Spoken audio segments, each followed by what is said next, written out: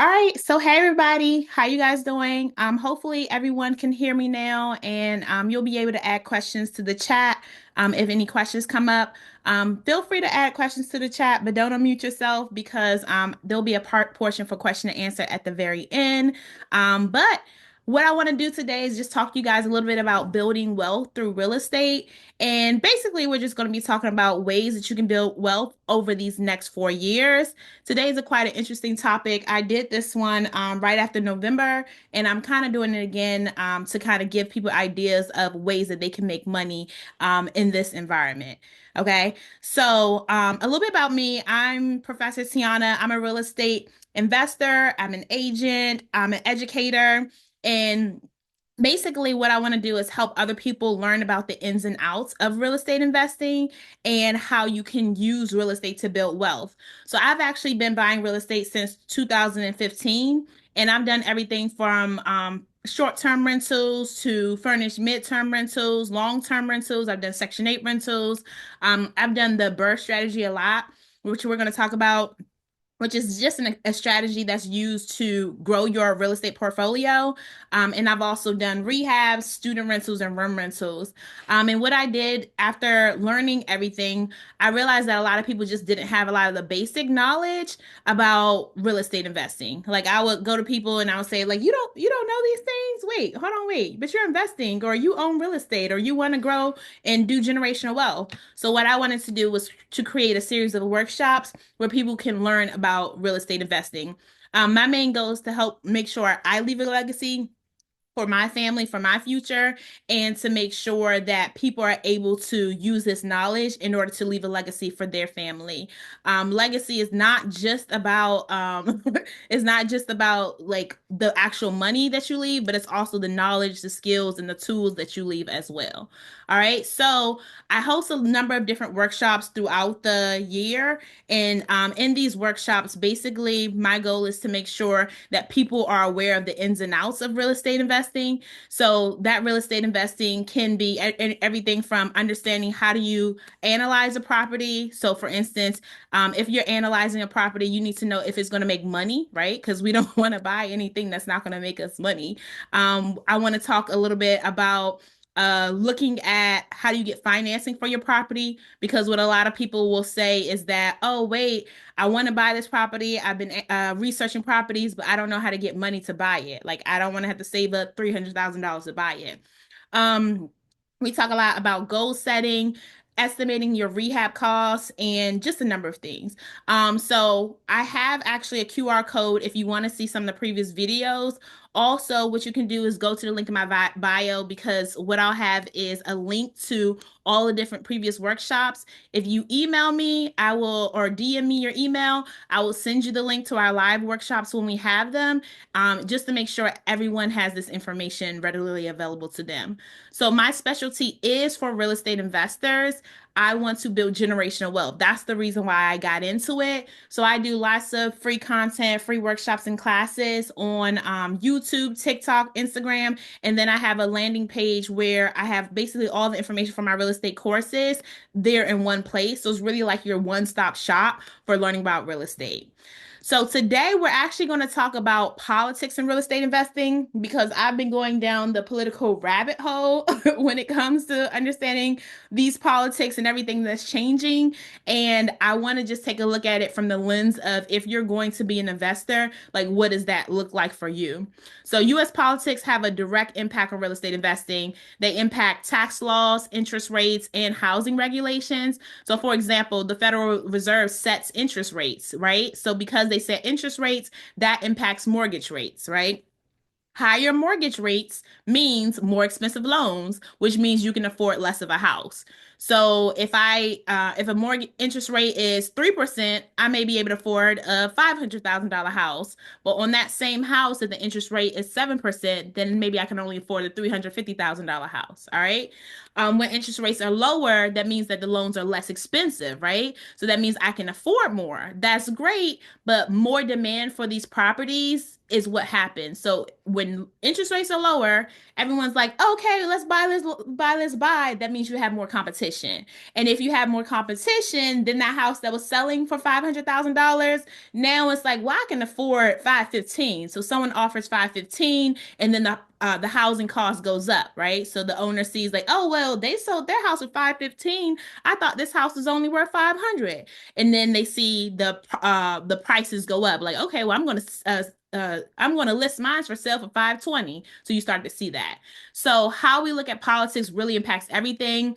Economic policies can influence things like inflation, right? Inflation impacts the property values and rent prices. Um, Inflation impacts the amount that anything costs, right? So if you've gone to the grocery store and you see the cost of eggs, that is heavy inflation, right? If you look at the cost of gas from 15 years ago versus gas from today, that's inflation. The same one bedroom apartment that used to cost $900 now costs $1,600. That's inflation. So inflation kind of impacts in everything, and economic policies are what impact inflation. So politics are always a little bit of a heavy topic. So before I begin, I want to remind you of your why, or I want you guys to remind me of your why. So I want you to write down, why are you interested in using real estate to build wealth, right? Why is that your tool? So some common reasons that people use is that they want to use real estate to build wealth because they want rental income to help cover their expenses. Some people want to have enough income to use that to fund their retirement. Some people just want additional income to cover extra spending, so vacations, luxury items, right? There's this idea that if you're using an asset, like a money you're getting from your real estate investment, to buy a liability like a new car, a new bag, or a vacation, then that's basically a smart strategy versus using your actual W-2 income. And then a lot of people just want to use real estate to leave wealth behind to their family, or even build wealth with their family. Like, oh, me and my cousin, we're going to go into real estate investing together. We're going to flip together. All right. So there's a number of different reasons why people want to do that. And then a big reason is that people just want to be entrepreneurs. They want to basically own their own thing, do their own thing, be their own boss. And in order to be a real estate investor, you're an entrepreneur because you're creating your whole business model from scratch. All right. So I definitely want you to write in the chat, what is your why? And don't forget what your why is. All right. So let's talk about making money over the next 4 years. So this workshop is not meant to debate politics. We're just going to analyze fiscal policies and how they can benefit you as a real estate investor. So you guys feel free to argue about politics in the chat or comment section, but I'm going to try my best to stay neutral. And really, I just want to talk about how politics are impacting real estate investing. So today we're going to go over three things. So number one, we're doing a quick overview of different real estate investing strategies. We're going to talk about how politics impact the real estate market. And then we're going to talk about your next steps for purchasing real estate property. So first, let's review some common real estate investing strategies. So I do have a class where we go in depth on each of these investing topics. So we talk about the pros and cons of each of these real estate strategies and what type of investor would be a best fit for each strategy. So of course, check out my Real Estate 101 course page, because any type of time I'm going to have a course like that, as I have them, I'm going to record them so you guys can have the link to it. Also, it'll be on my YouTube channel as well, so that you guys can go back and take a look at it as well. Or you can go directly to the Gumroad link in order to check out the previous webinars, ebooks, guides, all that stuff, worksheets, all that stuff will be there. But just to talk a little bit about the real estate investing opportunities. So think about it like this. Buying a house, that's just one idea. When you buy a house, what are you going to do with that property? All right. So are you going to turn that property into a rental property, which is a very typical way of making money in real estate?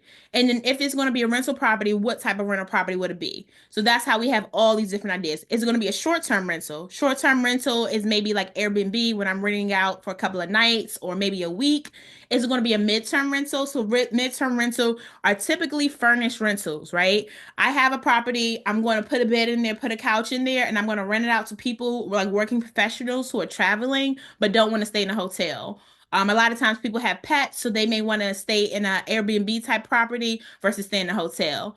Or is it a long-term rental? Typically, long-term rentals do not have furniture in them, right? You just rent out. That's kind of how people rent out their apartments. You go in, you walk around, and you basically bring your own furniture, and you're going to stay there for at least, typically your lease is at least a year. All right. So these are different ideas. Room rentals are different. So room rentals, instead of renting out the entire unit, so the entire house, the entire property, to one person or one family or one unit, you're going to rent out each individual room. Okay. So each individual room can be worth something. So say I have a three-bedroom house. Instead of me renting that entire three-bedroom house out for $2,000 a month, I can rent out each individual room for $800. So 800 times three is 2,400.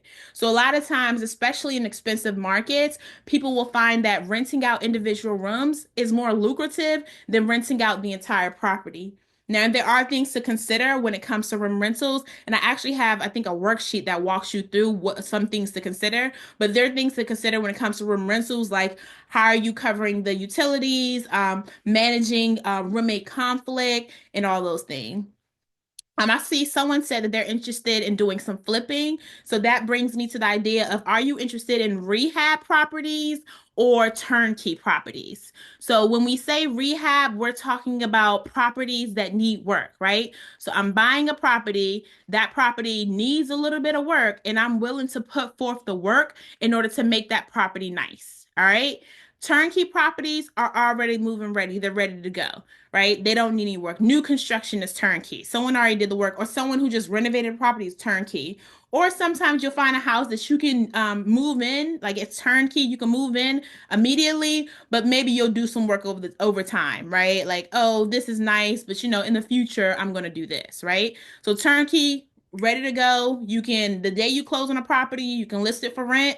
Rehab properties need work before it's ready to be an actual a lucrative investment. Another real estate investment strategy is whether or not you want to do single unit or multi-unit properties. So single unit means just what you rent out to one unit, one family. Multi-unit is a property that has multiple units. So that can be a property that's a duplex, like a two unit apartment, a triplex, a quad. When we think multi-unit, a lot of times people think about big commercial apartments, right? But just like you buy a regular house, you can actually buy a multi-unit apartment, but it can be up to 4 units, right? So the same way you buy a regular house, you can buy a 4 unit, a 3 unit, or a 2 unit property. Now, when you get to 5 units or more, then that's a whole different process, and that's basically for a commercial real estate investor. All right. So it can be done. It just costs more money and it's a completely different process. Are you doing rentals or flips? So that's one of the first things we talk about. Are you doing in-state or out-of-state? All right. Some people want to do in-state. Some people want to be close to their investment, check on it. They want to manage themselves. Some people are like, it's too expensive in my state. I'm going to go out of state. Or I know my aunt or uncle is in this area and they said they'll help me manage over here, or it's cheaper over here. So that's something to consider as well. Building your team out of state or even in-state. Another option is wholesaling. So y'all are going to see tons and tons of people trying to sell you wholesaling courses, but the idea of wholesaling is getting sellers to sell their property who haven't yet thought about it, and ideally they're selling that property for way less than what it's worth because it requires a lot of work. So a wholesaler will get that property under contract and sell it to an investor who's going to do the work.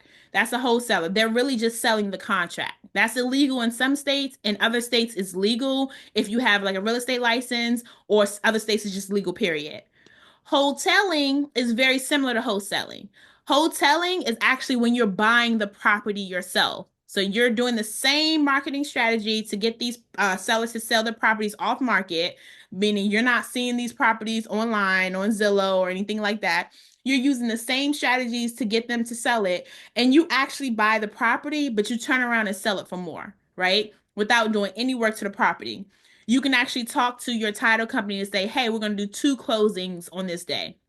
In the morning, I'm going to purchase it from this person, from the seller, and then in the afternoon, I'm going to sell it to the new investor. All right. So maybe I was able to get them to say, hey, yeah, I'll sell this house to you for 275.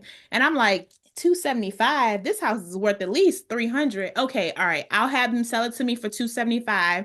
The house is worth 350, but I can sell it for 300 and then let the next person do the renovation. All right, so I'll sell it for 300. I just made $25,000.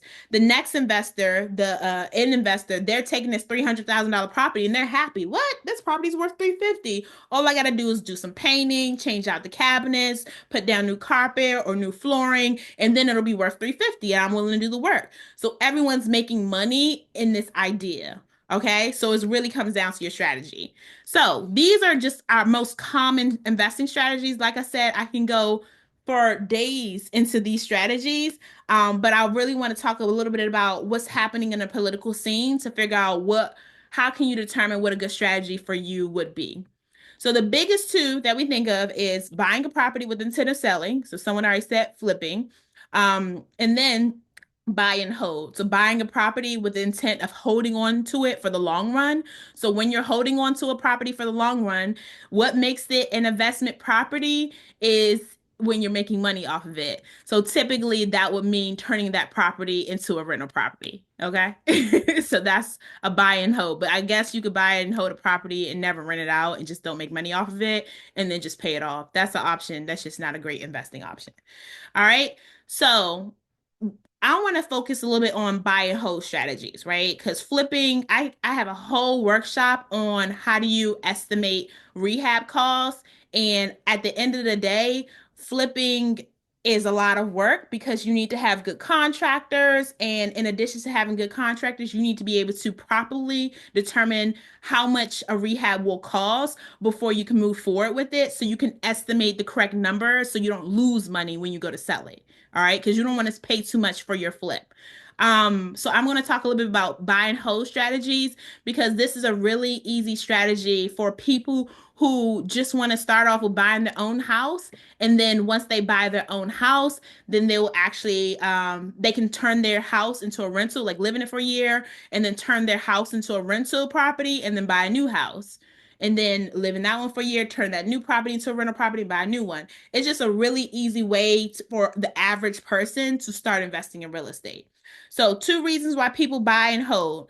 Number one is cash flow, and another one is equity.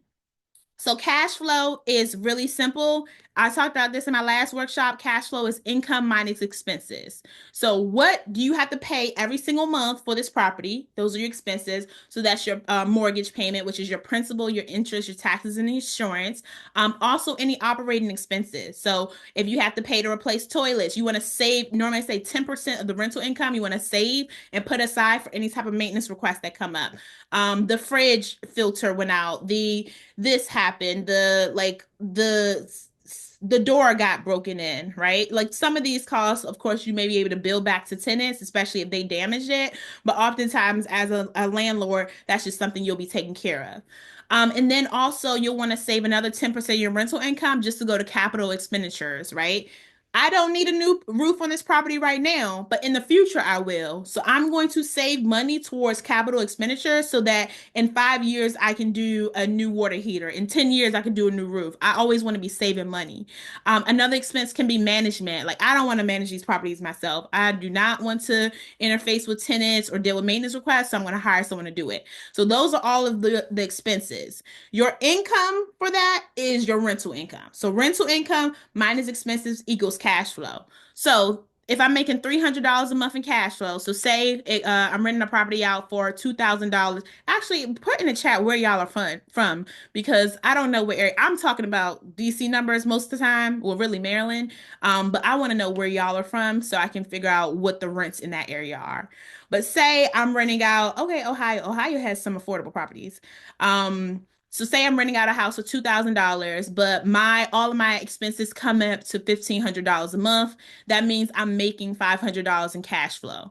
Or all my expenses come up to $1,700, I'm making $300 in cash flow. Metro Detroit, there's some good properties in Metro Detroit. Florida is good. Florida is expensive now, though. A lot of people went to Florida. South Carolina has some good options as well. Y'all about to take over. St. Louis. Okay. All right. Pennsylvania. Oh, y'all are all over. Okay. So I'm going to start looking up some different rental comps in those areas because I need to know how much y'all are renting properties out in this area. So for in this area, a one bedroom apartment in DC can be anywhere from $1,600 to $2,200 a month. That's just, but if you go 20 minutes away in Maryland, a one bedroom apartment can be anything from, I don't know, 1,300 to 1,500 or even less than that. It just really depends on what part you're talking about. So considering rental income minus expenses, that equals cash flow. If my say my cash flow is $300 a month, if I want to retire, then I know I need $3,000 a month in order to cover my expenses. Okay, so that means I need 10 properties, 300 times each of those properties. All right. So this is how people use cash flow in order to build wealth in real estate. Equity. So equity is basically the amount your property appreciates in value over time. All right. So if I have a property that's worth $250,000, I put down my down payment. Say I put down a 7% down payment. My mortgage is $232,500. That means I have $17,500 worth of equity. So equity is how much your property is worth minus how much you owe on it. So if my property's worth 400, I owe $350,000 on a mortgage, then I have $50,000 worth of equity. All right. So on average, homes appreciate about 4% every year. All right. So if I have a $250,000 home, that means if homes are appreciating 4% every year, that means next year that $250,000 home should be able to sell for $260,000 and so on and so forth. So some people choose to build wealth like, hey, I'm just going to own this property for the next 10 years. And that way this house will be worth $100,000 more in 10 years or 10, 15 years, right? Or they'll say like, okay, instead of owning one property, I'm going to own 10 properties. And that way in 10 years, all these houses together are each going to be worth $100,000 times 10, $1,000,000. So this is how I'm going to become a millionaire in 10 years. So there are different ways to think about how you're going to use wealth use real estate to build wealth, but cash flow and equity are two very common ways. So let's talk a little bit about flipping property. So that's buying a property, then you're selling this property. All right. So when you're selling a property, the main reasons why you want to do it is because you're forcing the appreciation. Forcing an appreciation means increasing the value of a property forcefully, right? And how will I increase the value of a property forcefully? How do I increase the value of a property? I make it better, right? I make it prettier. I update it. I update the kitchen. I update the bathroom. So I do the renovation. So that's what flippers are doing. They're forcing the appreciation of a property. All right. Now, once they force the appreciation of the property, they want access to the equity that they just created. So they just made that property worth more. And in order to get access to that money, flippers end up selling that property in order to get that money back out. All right. So buy then sell equals a flip, right? Buy low, sell high. That's flip. I buy it for this amount. I buy it for 200,000. I put $20,000 into it, and I'm into this property 220,000, and maybe I can sell it for 250,000, right? So I made $30,000 spread, right? So buy low, then sell high. So very quick, simple steps. Number one, you can buy a fixer upper, renovate the property quickly, and then sell it. That's a flipper. Buy it, fix it up, sell it quickly. Number two, you can buy a fixer upper, renovate the property quickly, and then rent it out and then sell it. And I'm going to talk to you guys in a little bit about why you may want to use it as a rental for at least 1 year first before you sell it. All right. Another option, your third option is to buy a fixer upper. You live in it for a year because I need some place to live. As I'm living in for the year, I'm going to slowly fix up the property. So when I come home this month, I'm going to focus on painting everything. And this month, maybe I'm watching some YouTube videos. So I found out how to redo the tile. I can now lay flooring. So I'm watching this girl online or this guy online. He's showing how do I cut stuff. And so I'm slowly doing it myself. But over this year, my property appreciates in value, or because I'm fixing it up, it's worth more. And then I choose to sell it. So there's different options. You can buy it, hurry up, hire someone to quickly fix it up and then sell it. Buy it, hurry up, hire someone to fix it up and then rent it, or buy it, live in it. And while you live in that property, you're going to slowly fix it up while you're living there with the intention to sell it for profit later. All right. So we already talked about ways to increase the value of the home. I actually have a whole workshop on how you're going to do that. So number one way, well, a way that most people do increase the value of their home is just to wait for it to appreciate naturally. So they say like, okay, houses tend to appreciate in value. I'm just going to wait. That's what the typical homeowner does. I buy my house. I'm going to live in it. I pay my bills. Oh, I look up. Oh my gosh, my house is now worth this, right? That's what they do. You can force the appreciation, which means you do work to force the value of the house to go up. Another, this is my favorite way, y'all. To another way to increase the value of a home is to add a bedroom. I love, love, love to find properties that have a second living room or a second area that has a window. I can easily build a closet for maybe like $1,200, and I can build a wall and a door. When I do that, I can create a legal fourth bedroom in that property. And now I can rent this property out as a four-bedroom property versus a three-bedroom property. Or I can rent it, or I can sell this home as a four-bedroom home versus a three-bedroom home. All right. So I love to do that. That's a great way to increase the value of a property. Some people are in areas where you can convert a garage into an additional room or living space. You can finish a basement or attic space, add a bathroom. This is my second favorite one. I love to take properties that have a half bathroom and turn it into a whole bathroom by adding a shower. So typically I'll find that extra bedroom space somewhere in the basement, right? A walkout basement. I'll like look for walkout basements and I'll say like, okay, well, this one has a door, has a window. Perfect. I'm going to turn this into a bit of closet in this corner. And there's a half bath in this basement. But if someone's going to be living down there, they're probably going to want a full bathroom. Okay, let me talk to my contractor, see if he can pull a permit so I can add a shower to this half bath. And then we're going to turn this into a full bath. This increases the value of this property. All right. And then another common one that you guys will probably see all over like HGTV is like opening up a kitchen. Everyone wants open concept. We want a nice little open concept place. All right. So this this took a long time, but this is supposed to be the quick review of ways to make money in real estate. Now I want to actually get to understanding the real estate market in this political front. All right. So here's some things to consider historically about the real estate market. Typically, home sales went up after nine of the last 11 presidential elections. So, because of that, if home prices tend to go up, we're expecting home prices to continue to increase after, even regardless of the results of this election, right? Just because that's just historical. They said that home prices drop or home sales drop in 1980 and 1988. All right. Typically, home prices go up. Oh, yeah. So I said home sales went up. So home prices go up. Also, home sales went up. So typically, more people want to sell their house when, like, after election, right? They want to wait until they see what's going on. And they're like, okay, cool, let's sell it. I don't know if that's going to be the case, but I'm just looking at history, right? Mortgage rates tend to decrease leading up to the election, and then that's when they start to kind of increase again. Why do they tend to drop leading up to an election? Because people are like, oh, well, you're trying to get your constituents to vote for you, so it tends to decrease, right? But different presidents gonna have different ideas of where they want mortgage rates to go, and they're going to set policies in order to impact the Fed to drop rates or increase rates depending on what the needs of the country are. All right. So keep that in mind. Let's look specifically at this real estate market, like this election. So, pro business policies. All right. So, in this term, over the next 4 years, there's going to be an emphasis on pro business. All right. So, we want the businesses to make money. We want more investors to invest. Everyone keeps saying like the rich ends up getting richer. So business owners, we want to incentivize you to have a business and make it easier for you to have a business, right?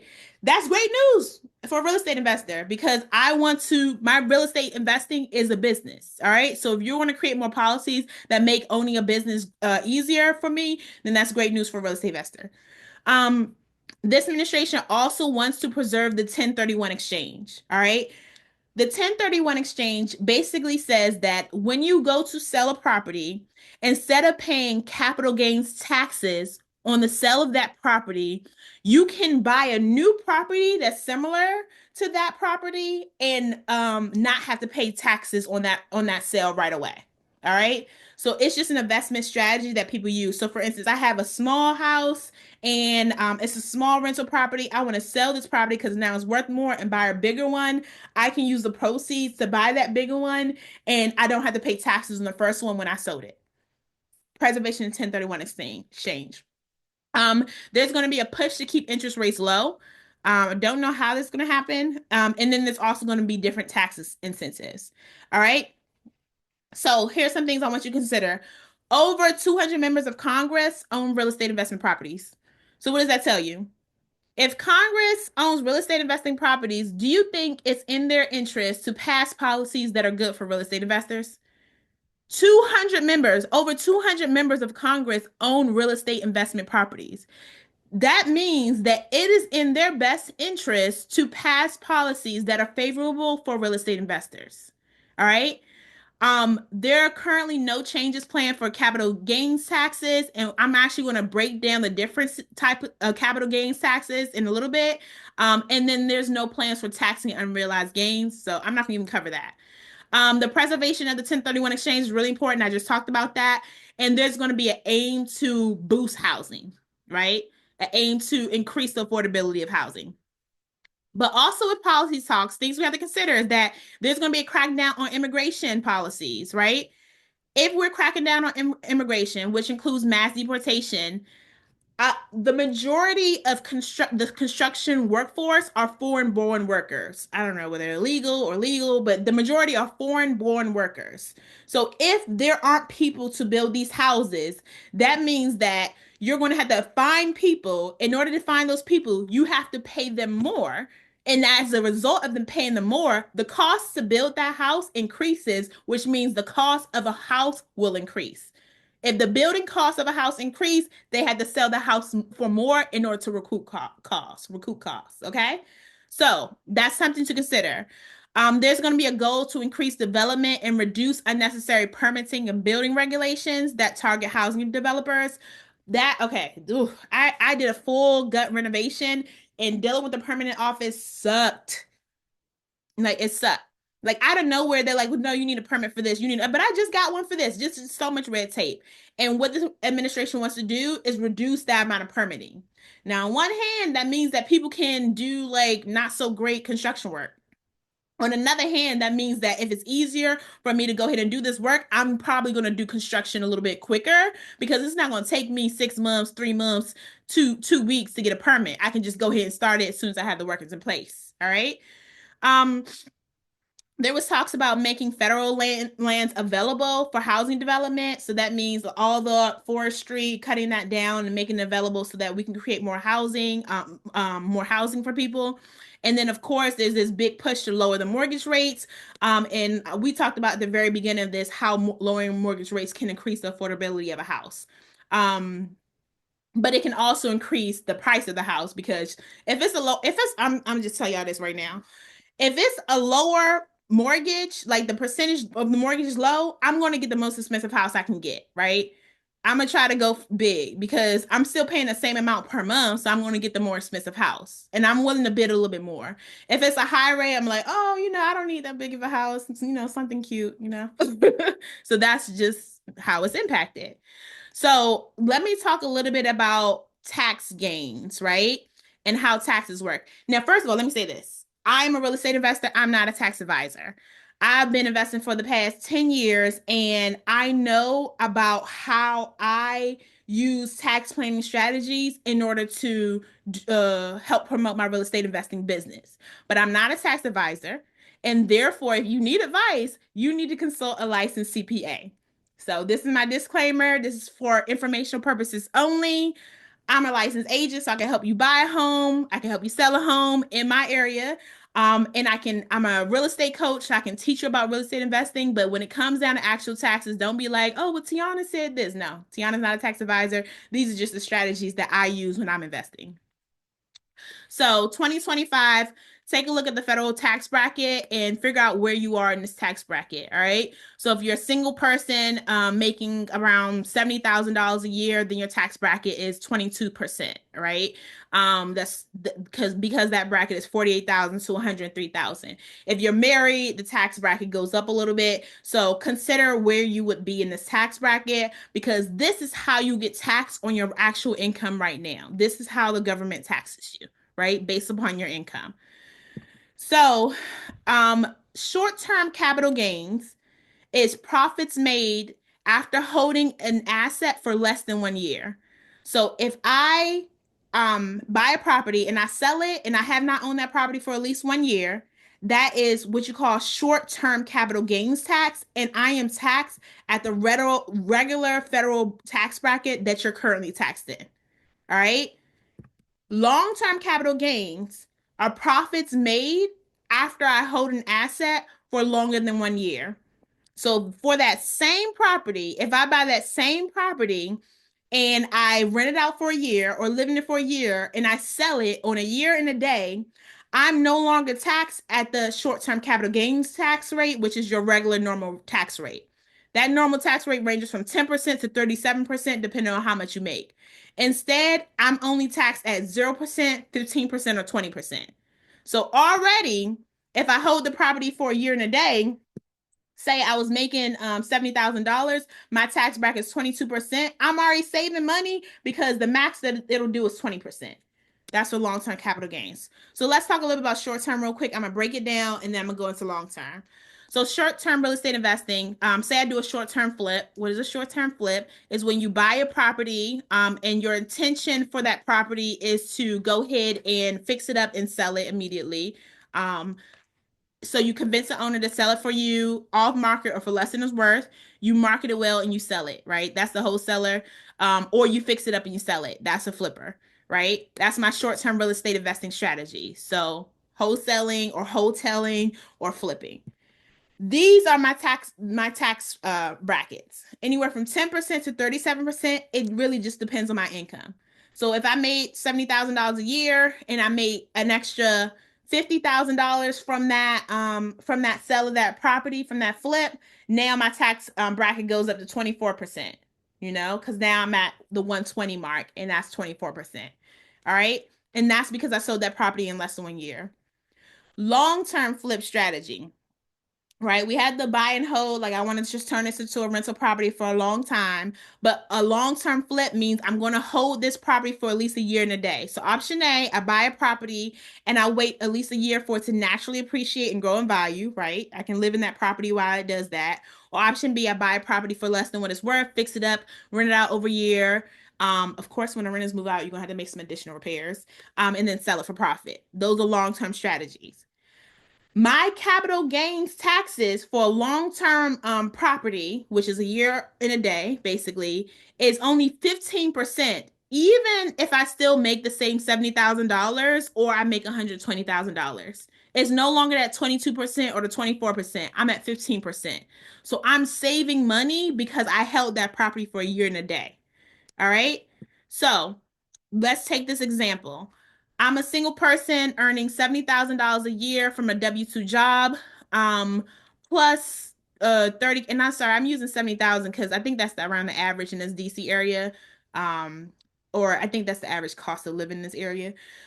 So plus I get $30,000 of gross profit from the sale of an investment property. So I held a property and I sold it and I got $30,000. Well, the short-term flip example, my capital gains, that $30,000 will be taxed at 22%. That means I'm paying $6,600 in federal taxes. All right? That's as of now. I've heard news that federal tax is supposed to disappear, but that I'm just going with now. Um, for the same example, for a long-term flip, meaning I held this property for a year and a day, say I still get that same $30,000 gain, right? I sell it and I make $30,000, but because I held it for a year and a day, I'm now taxed at 15%. That means my taxes for this property is going to be $4,500, right? 15% of the $30,000. All right? So here's some things to consider. If you wait 1 year to sell a property, You can save 7% in this scenario. You can save 7%. We went from paying 15%, from paying 22% down to 15%. So you can save 7%. In this case, you have saved $2,100 in taxes. But something to consider is now you need to add in your carrying costs and your maintenance costs for that year. Because during that year, unless you're renting that property out, you still have to pay the mortgage, you have to pay the utilities. And if you are renting that property out, you have to make sure the property is prepared to be rented out. There's so many things to consider. Also, you need to consider the potential rental income that you could receive, right? So, like, yes, there's money that you could pay, but there's also more money you could make. Because, like I said, another way to think about it is through cash flow. So, if I'm making an extra $300 to $500 a month, I'm making even more than the additional money that I would save from the capital gains taxes. So that's why some people choose to do long-term real estate investing, meaning they buy a property, live in it for a year, or rent it out for a year and then sell it, versus doing short-term flips. So keep in mind, this is an oversimplified example based on the federal tax rates. The actual tax rates break it down every single band. You get taxed at that band up until your salary. It's confusing. And you also may have to pay state taxes, which vary by state. So this is just an oversimplified example so you can at least understand how it works. All right. So considering all these things, right? We're looking at policy, how it's impacting us as real estate investors. Considering all these things, I want to take a look at what are some next steps as a real estate investor. All right. First question, how aggressive do you want to be when it comes to real estate investing? All right. Do you want to be super high risk? High risk is flipping. Development means getting a property starting from scratch or taking raw land and turning it into an actual building. That's high risk, right? Syndications are high risk. Whenever you're giving your money to someone else to invest it for you, that's high risk. Having a retail company, an office, I'm sorry, retail building, office building, commercial building, that's high risk, right? Ideally, the person goes in there, you rent it to a business and they stay there for 5 years. But if they don't stay there for 5 years or once their lease is up, it can take you a year or two just to find a new business who want to rent that space. So it's high risk. Um, Pre-construction speculative investment. So I'll have people say like, "Hey, we're raising money for this and we're going to build a tiny home community in this area and it's going to be so we're going to make so much money." But that's speculative, right? You're assuming it's going to make money based upon like your ideas, but it's still risky to do, right? So that's high risk. Moderate risk is basically actually let's go to low risk. So now we're looking at low risk. Low risk is buying and holding that property over the long run, right? Because with flipping, you buy it, you don't even know what the rents are. You're basically saying what it's going to sell for. But if it doesn't sell for what you wanted to sell for, can you still rent that property out to make money, right? So the lower risk option is to buy it and hold it. So you're buying this property with the idea that it can be a good rental property in the future. So I'm buying a property with the idea that even my monthly payments should be able to cover by the market rents. All right. How do I determine market rents? Let me just go and see what are 3 bedrooms in this area renting for. You can go on online, apartments.com, Zillow, and just start looking at 3 bedroom houses, 3 bedroom apartments. What are they renting for? Another low risk strategy is the house hack. So I've talked about this before, and I have a whole workshop on just on house hacking. House hacking is when you live in one portion of the property and you rent out the other portion. So I can house hack a property by I live in a primary bedroom with an ensuite bathroom, and I'm going to rent out my 2 bedrooms down the hallway. Or I'm going to rent out my basement, right? I'm getting additional income, but I live there, right? I qualify to live there. I can pay all my bills by myself, right? Because I qualified to buy that house, but I'm making additional money on my property. I'm house hacking. That's lower risk, right? Or I'm going to live in a basement. I'm going to rent out the upstairs to someone else. That's house hacking. Another lower risk is the live and flip option, right? I'm going to live in this property. I'm going to slowly fix it up myself. And then at the end of this year or 2 years, however long it takes you to fix up that property, then I'm going to sell it, right? So I may not have the money for the full construction and the full renovation right now, but I can slowly get that money and fix up that property on my own. That's lower risk. Turnkey properties are actually low risk as well because you don't got to do the work. You don't got to find the contractors. You don't got to worry about if they're going to rip you off. So turnkey properties are also lower risk as well in comparison to flipping, which is high risk. All right. Moderate risk is right there in between. So moderate risk, I think about the BRRRR strategy, right? Which is one of my favorite investing strategies. You buy a property for below market value. You know it needs work. You're going to rehab the property. You're going to rent it out for the long run, right? So now we thought we were flipping, but we're really just renovating it and we're going to rent it out for the long run. Because you got a renter in there, you can now refinance that property to pull your money back out. All right. And then you just repeat this process. All right. So when you think about BRRRR, I want you to go to the Bigger Pockets podcast or biggerpockets.com because they talk a lot about the BRRRR strategy. All right. So BRRRR, buy a property. So, all right, I know this in this area, properties are where, let me see where y'all said y'all was from. Texas. Oh, Texas got some nice houses too. Um, I know in this area, properties are worth $250,000. But this property right here, they're going to sell it for 175 because it needs a lot of work. So I'm going to buy this property for 175. I know it's worth 250, but I'm going to put $25,000 onto this property for the renovation. So I'm all in to this property for $200,000. It's worth 250. Now, the flipper is going to sell that property and make that 250 immediately. But I'm going to keep this because I want to continue to get rental income every single month and I want to build my portfolio. So I'm going to call up my bank, call up my lender and say, hey, I have this property right here. It's worth $250,000. They're going to say, okay, all right, well, we're going to give you a loan for that property for the full $200,000. We know this property is worth $250,000, but we're only going to give you a loan worth 80% of the value of the property. So 250,000 times 80.8, 80% is $200,000. So here, now your new loan, this property is $200,000. Some people may be like, oh, wait, now I have all this extra equity in there. Yes, you can still sell a property to get the full amount. But what you have done is now you got your money back. Because remember, you bought it for 175, you put $25,000 into it. If they give you a loan for $200,000, you get that $25,000 back that you put into it. And now you can do this same process over and over and over again. Because you're going to buy it low, fix it up, rent the property out, and then you're going to refinance to get your money back and then do that same process over and over again. So that's why it's moderate risk because it does require some renovations, but it also includes the buy and hold strategy. And this is one of the best ways that I've heard about in order to build your real estate portfolio. All right. All right. So some people said, okay, wait. Oh, I actually have a whole workshop on this, like how do you save to buy a house? But I will say this because what I talk a lot about real estate investment strategies because I've been doing it for a long time. But I do want you all to know that there are things that you need to have in place first, right?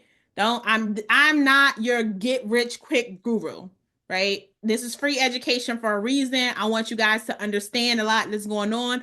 This is not a get rich quick scheme. This is a building wealth through real estate. It's a long-term play. There are ways to make money quicker, meaning less than a year, but it's not a get rich quick scheme. So I want you to have 6 months of emergency fund and a steady income before you even start investing in real estate. Even if you're not using your own money, you need to have your 6 months emergency fund built up. Um, period, right? That should be your first step is taking care of yourself. Steady income is important because when you're getting loans, your lender's going to ask for your last 2 years of tax returns. Sorry, last 2 years of tax returns, your last 60 days of pay stubs, and your last 60 days of bank statements. Now, the bank statements, they're mainly looking to see that your income is coming in, like you're getting paid every week or every bi-weekly or every month. They just want to see your steady income, and they also want to see what your emergency fund looks like. But they also just want to make sure you have a job. All right. So after you have your 6 months emergency fund, for some people it's 3 months. Like if you don't have like a big family or other major responsibilities, or maybe you living at home, you could probably just do 3 months. That's fine. If you have like other cushions in place, like well, if this doesn't go right, I can go move back in with my parents. All right, that's fine. But after you have your 3 to 6 months emergency fund, then you're going to save additional funds specifically for investing, right? So your additional funds, like this is the money that I'm going to use to invest. So even though you have that emergency fund, you're not going to touch that emergency fund to invest. Some people think like, oh, okay, well now I've saved up $20,000. I can use that to invest. No, those are cash reserves. Don't touch it. You're saving up additional money to invest. And what we're going to do is we're going to try to use other people's money in order to invest. So the pros and cons of using OPM, other people's money. So down payment assistance is like an example of using other people's money, right? So with down payment assistance, you're getting a grant or forgivable loan or another loan to help pay the cost for your down payment. That's great for you because that's more money you could save in your bank. All right, less money out of pocket. It's a con for you because if you're using somebody else's down payment funds, that means your monthly costs go up because, especially if you're paying interest on those funds, because now you have to consider that instead of paying for a loan for 95% of the property, you're paying for 100% of the property. So instead of paying, let me give an example here, for a $300,000 property, typically your loan, say you have a 5% down loan. So instead of paying a loan that's based on $285,000, you're paying on a loan based on $300,000. So that extra $15,000 typically gets financed, which means that you have to pay on that monthly, which means your monthly payments go up, right? So there are pros and cons to doing it.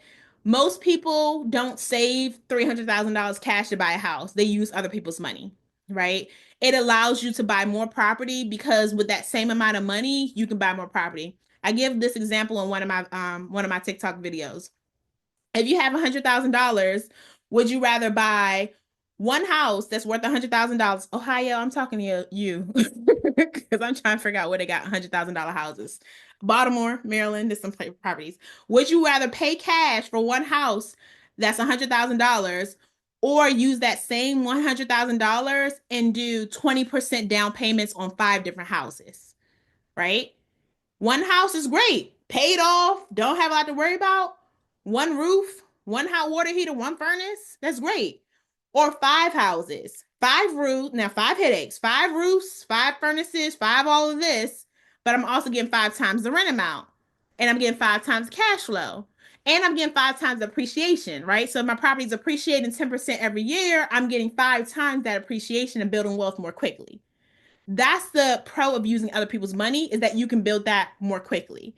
But the conservative side is to just use your own money and save it that. Someone said five different houses. You my type of person, because that's what I do. Number four, analyze properties regularly and determine your market. Do not, do not call realtors and be like, oh, I'm just ready to buy a property. No, you need to analyze properties in order to determine if they make a good rental property. All right. Analyze properties in order to figure out if they would make it for a good flip. And I have a whole workshop that's just analyzing properties. I have a whole spreadsheet where you can just put in the numbers, all that's just analyzing properties. But I'm gonna make it super simple for you, right? Here's a 30-second way of analyzing property.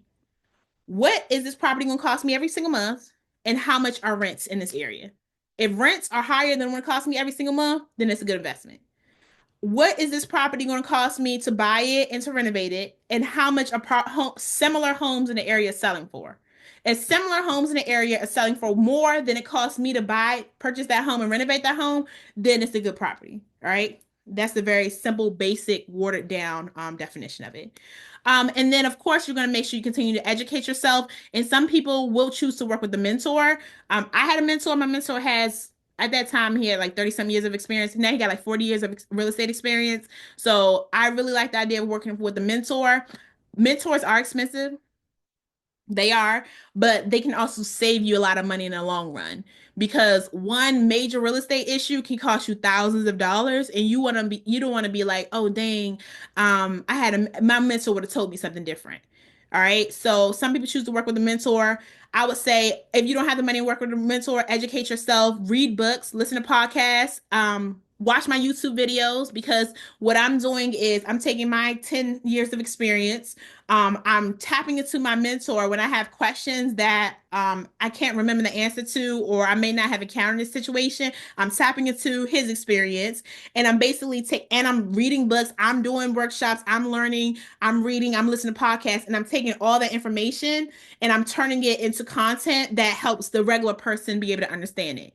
Because unfortunately, a lot of people aren't going to read a 500-page book, but I will read it and I can take that 500-page book and turn it into, like in this case, 30, 40 slides that is more digestible for people. Or I can turn it into an ebook that simplifies the process so people can understand it. All right. So I'm going to give you guys homework. Yes, I do give homework. So your homework for this one, because we talked a little bit about how politics impact your ability to make money and like sell your property, I want you guys to reach out to real estate investor friendly tax advisors. So just research them. Sorry. So everyone, I know CPAs, people file taxes, whatever, you want someone who knows about real estate investing, right? Because that way they can teach you about how do you use investing in order to reduce your taxes. So I want you guys to research real estate investor friendly tax advisors, and I just want you to add that to your little create a little Google Doc or a notepad of resources, and like these are people who are going to you're going to use in your team. All right. So your realtor is one person, a tax advisor is another person, and you're just going to continue to build up this kind of like Rolodex, build up your phone book, you build up your little black book of these resources so that you have in the future. Don't forget that you can always access some of my previous webinar playbacks, my guides. I have ebooks, worksheets, templates, everything like that at legacyqueen.gumroad.com. So I have a QR code for you guys who are watching the presentation. But if not, you guys can reach out to me and I'm going to email you add you to my real estate course page and you can see it there. And then also I do one-on-one coaching calls for people who are more serious. All right. So do not pay for a coaching course with me to ask simple questions that I answer. Well, yes, you can ask simple questions, but you're gonna pay for it. But it's really for people who are serious who want to take their investing to the next level. All right. So if you're asking me, hey, what's cash flow? I'm gonna be like, girl, you paid for a session for me to teach you about cash flow, but I have a whole video on it. Like, use all of my resources first. If you're looking for a mentor, I do mentor people as well. And specifically in this like Maryland, DC area, I do less virtual mentoring and more hand holding. Like we actually go out to properties, I help my clients buy real estate investing properties. That's my niche, right? Most most realtors will go out and show you the nicest, prettiest houses, the gorgeous ones. Like, ooh, this is nice. Whereas a lot of my clients, we're looking at the houses that need work, is not that great, but we're looking at potential like that. So that's more my niche as well. All right. So go through, make sure you guys review some of my previous workshops. Some of my workshops are not online yet. Well, they are, but they're not online for you. I was teaching another course, and during that course, I allowed people to ask questions while I was talking, and people use some of their personal information. So, what I'm doing is, as I'm teaching this course, I'm holding all questions to the very end, and that way I can use this so that other people can see this playback and not give out people's personal information. So I'm redoing these workshops throughout the year so that I can provide better resources to other people without having people's personal business out on there. All right. So that's the main thing. So this is all I have for you guys tonight. Thank you guys for joining. Once again, you guys know how to reach me. Go to legacyqueen.org if you want that one pager with all the real estate, your one-stop shop for real estate investing, and I will open it up for questions.